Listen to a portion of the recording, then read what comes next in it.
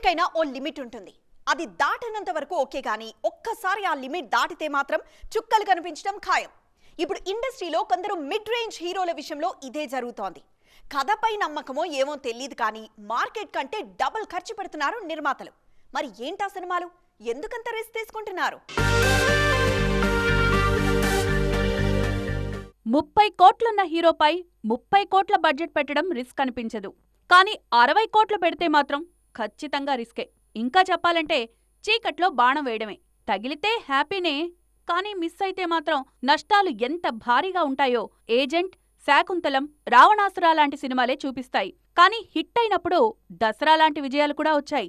Budget అనేది ఇప్పుడు మ్యాటరే కాదని చాలా సినిమాలు నిరూపించాయి. అయితే ఎక్కడో ఓ చోట కంగారైతే ఉంటుంది కదా. తాజాగా నాని హీరోగా వివేక్ ఆత్రేయ తెరకెక్కిస్తోన్న సరిపోదా శనివారం బడ్జెట్ 70 కోట్లు దాటిందని తెలుస్తోంది.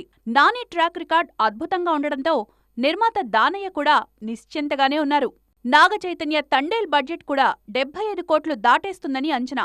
ఈ సినిమా కోసం విజువల్ ఎఫెక్ట్స్ భారీగా వాడుకుంటున్నారు. కార్తికేయ 2తో చందు మొండేటికి పాన్ ఇండియన్ మార్కెట్ వచ్చింది కాబట్టి గీతా ఆర్ట్స్ 2 తండేల్ బడ్జెట్ పై టెన్షన్ పడట్లేదు.